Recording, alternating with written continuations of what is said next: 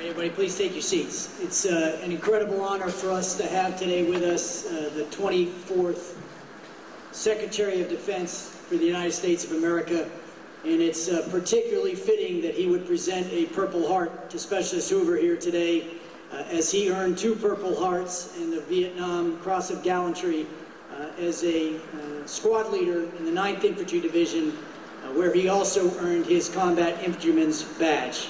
Sergeant Major, thank you for your time and for your leadership as well. And to Specialist Hoover, it's sometimes conflicting to say congratulations, but as a friend of mine and a friend of all our forces across the world, John McCain, once kidded about a Purple Heart. Well, it's nothing particularly special, McCain said. He was actually directing at me. You just got in the way. That's not exactly the way I'd define a Purple Heart, but he said that with much affection, and if he was here today, he would give you a big hug, Specialist. So we're very proud of you, and very proud of your work, as we are proud of everybody here and the families who are here today. I also want to acknowledge a very, very good friend and leader for our armed forces and their families over many years, your Congressman here, Congressman Price is here today. Congressman, thank you.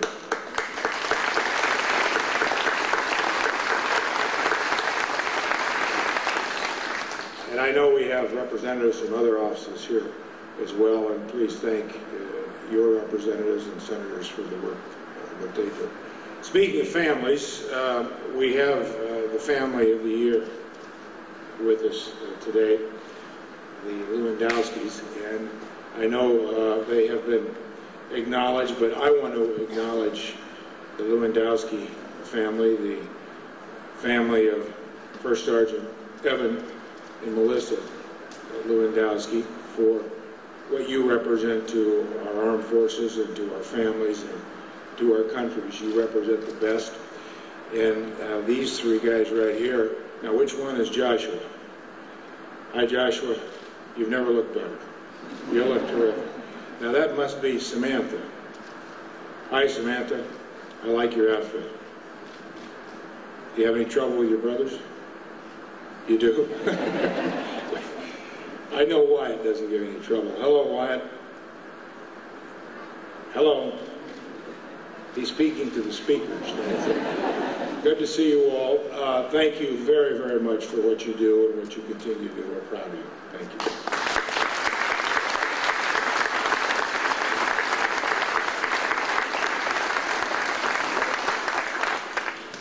Wyatt's ready to leave. He's had his moment.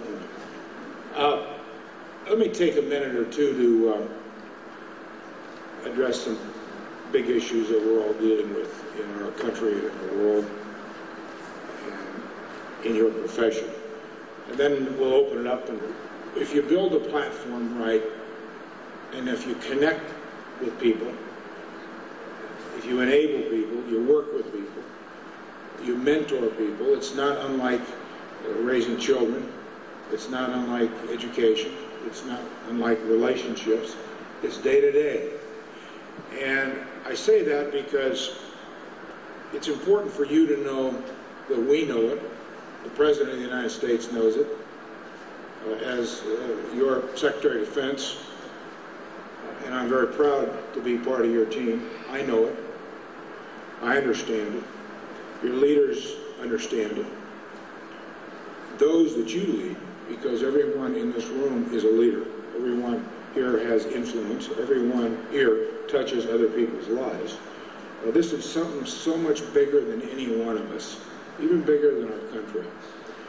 But the world looks to us, not because we're smarter or better or richer or prosperous, but they look to us for what we represent.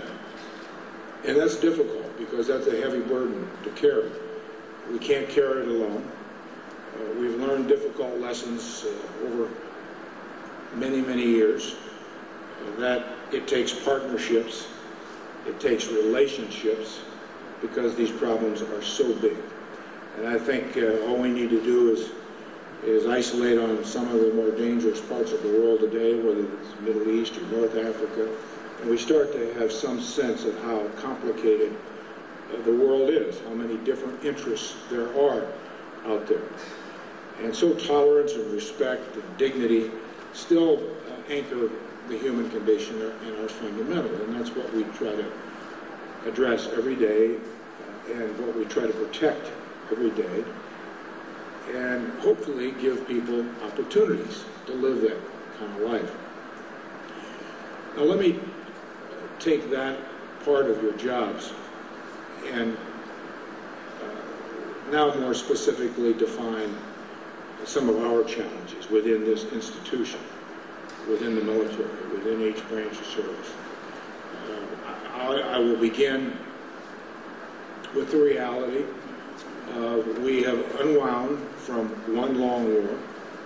We are unwinding from the longest war we've ever been in. And we still have responsibilities and alliances and commitments and relationships around the world, and we will have for some time. So how do we balance all of this? How do we prioritize all of this? At the same time as some of those more direct responsibilities as we unwind from two wars mean a reduction in our budget, a reduction in our resources. Not the first time this has happened in the country, but this time is probably more dramatic for some of the reasons I've already mentioned.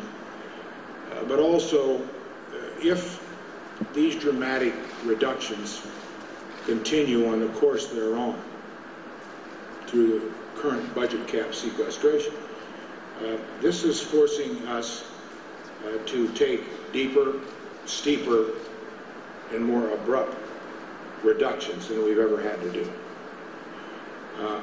I, as the Secretary of Defense, like each of you who has a responsibility for the men and women that you lead, have to do all I can to prepare this institution for what may come.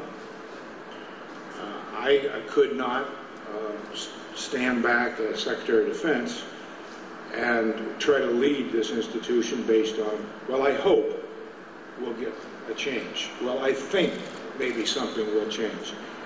You don't lead, you can't lead based on hope and thinking and maybes. You have a responsibility of leading, just as each of you do, with the reality of what's in front of you. And you do the best you can to prepare your institution. In the end, that's the definition of each of our lives. What you leave behind is more important than you. How have you done your job? How have you touched people? How have you shaped the future, the next generation? How have you prepared the next generation? So we're going through a very difficult time. I've had to make some difficult choices based on priorities. I want to address a couple of those here for a moment, because I think it's important that you hear these things directly from the Secretary of Defense. I know our leaders are preparing our force structure, and you read things and you read directives and memos, and that's okay. That's a vehicle. But there's nothing like hearing it directly. And so I'm trying to do as much of this outreach as I can within the limits of my schedule. I'll be on the road 3 days this week, visiting a number of bases, to have these conversations, to allow you to talk to me, question me, and hear it from me as to what I'm doing and why. With, by the way, the coordination and the involvement and the partnership of all of our senior military leaders, which I very much appreciate. The chiefs, General Dempsey, Admiral Winnefeld, all of your commanders all over the world, as well as the civilian leadership of the Pentagon. This is beyond me. This is an entire leadership group working together to try to find answers, to prepare our institution for the future as well. I have as a responsibility, as each of us do, the readiness of this force structure, preserve combat power, and to assure one thing, to assure the President of the United States, the Congress, the people of America, that we are prepared and will defend this country. That is the only responsibility we have, the defense of this nation. If that is the priority, then everything else has to fit within that framework. How do we do that? And that's not always an easy assemblage of pieces to have to come together to assure that one responsibility, especially during a time of reductions, significant reductions in our budget. So readiness, capability, capacity, combat power, assuring especially our warfighters, those who are in harm's way, those who are overseas, that they will be protected. Families. Families are the core. Families are the anchor. Families are the engines. They're the inspiration. We must protect our people in every way we can. Those families. That was a commitment that our country made to men and women who not only joined our armed forces in uniform, but our civilians. And in every way I can protect that baseline part of our institution, I will. So as we've gone through the process of the last few months, with the budget numbers we have as reality, I had to preserve readiness. And you all know that we have planes not flying, ships not sailing, soldiers not training. We are doing damage to our readiness, future readiness. We're doing damage to our readiness now. But I have to preserve as much as I can preserve with the resources I have, along with the leadership, the management, and the wise counsel of our leaders. Second, personnel, people. When the Defense Department started reviewing what's ahead in the way of reductions in our budget, a $37 billion reduction this year, FY 2013.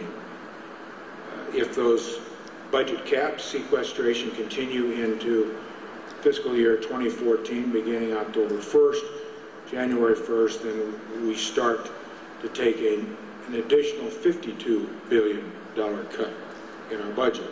This is on top of the 10 years commitment that we started 2 years ago of $487 billion reduction over 10 years. So it's a tough deal.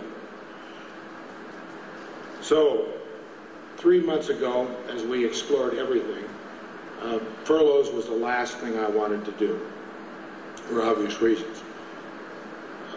Our probability then was 22 days furlough for fiscal year 2013 for most of our senior civilian employees. We had exemptions. I announced a couple of months ago that I now believed that we were in a position where I had no choice but to execute a furlough program, moving it from the possibility of it was 22 days to 11 days. That's what we are doing now. The furloughs started last week. That's for FY 2013. I said at the time when I went out and made the announcement at a town hall meeting outside of the Pentagon and took questions from everybody, that if we can find ways through reprogramming, the Congress needs to authorize that, other ways to put us in a better position, maybe by the end of this fiscal year. Maybe we can do better than 11 days. But I made no promises, because the first responsibility we all have in this room is to be honest and be direct and not mislead. And I'll never do that. I will never do that. So I announced furloughs a couple of months ago. I know it's painful. It's the last thing we wanted to do, last thing I wanted to do. But I could not take down that readiness line any further than where we were. We've essentially cut, frozen everything we can in order to maintain those numbers. We'll get through this. This is difficult. In all of your careers in this room, I suspect this is the most difficult time of your service. I know that. I accept that. I understand that. Your leaders understand that. But we have no choice but to get through it.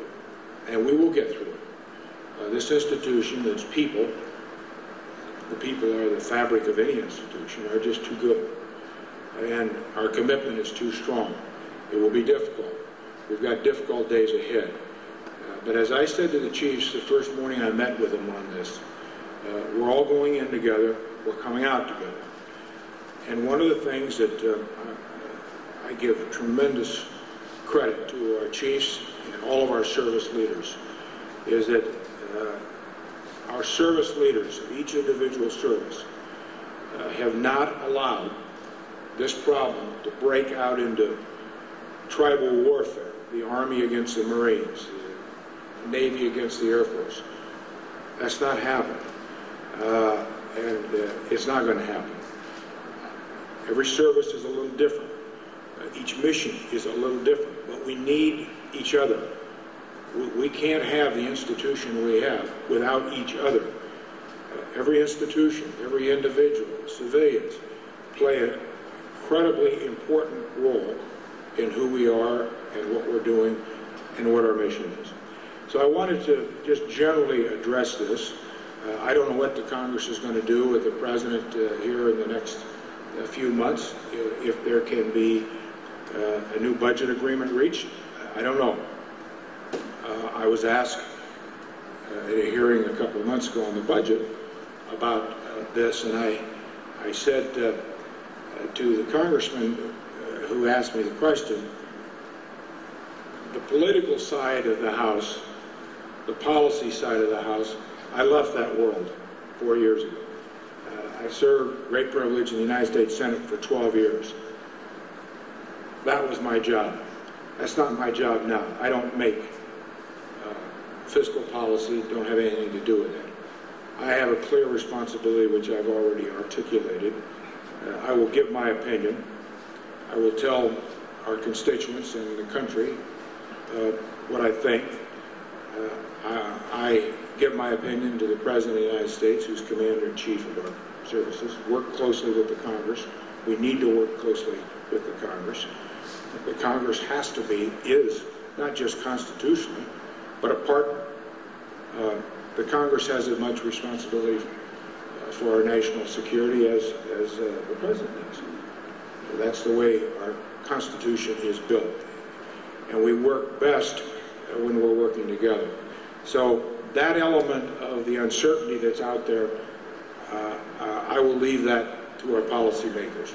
But this uncertainty is casting a very dark cloud over our institution.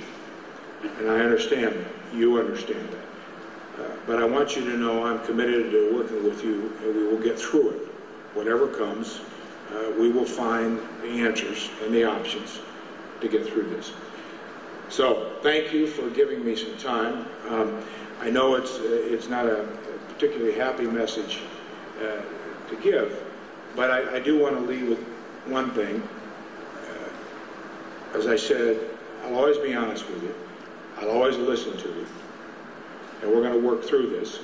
And in the end, we are defining a new force structure, a new institution, not unlike after Vietnam, not unlike after every conflict, not unlike every sequence of the historic cycle of world affairs. We are redefining that now. That's why your roles are so absolutely important. And the redefinition of all this is essentially going to build the baseline for our future. General, thank you. And to everyone in this room, thank you, and to your families in particular for what you do for our country.